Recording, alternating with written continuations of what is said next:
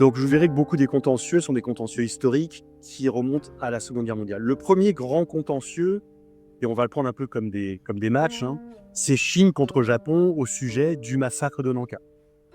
1938, le Japon bombarde la ville de Nankin, qui est une très grande ville qui se trouvait un peu derrière Shanghai, et envahit, occupe la ville militairement et il commet des massacres de civils abominables. Et là, on a une guerre macabre des chiffres, et c'est aujourd'hui le sujet du contentieux. Combien de Chinois avez-vous tué pendant la prise de Nankin?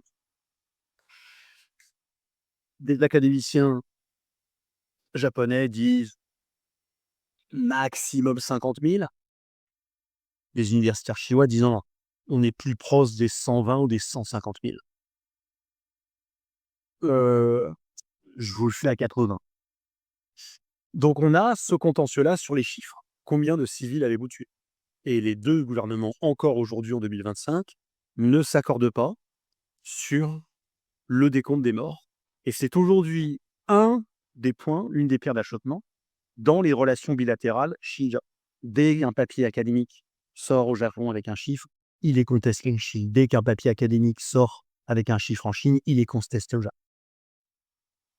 Ça peut nous paraître, à nous, Européens, qui avons fait ce travail de réconciliation, de pardon, et tourne la page et on avance, euh, assez irréel.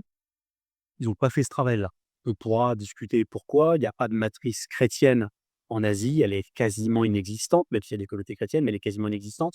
Il n'y a pas de concept de pardon. Dans les traditions religieuses qu'on a en Asie, que ce soit le bouddhisme ou le shintoïsme, ou même d'autres philosophies, confucianisme, taoïsme, etc., il n'y a absolument pas la notion de pardon. C'est pas du tout important.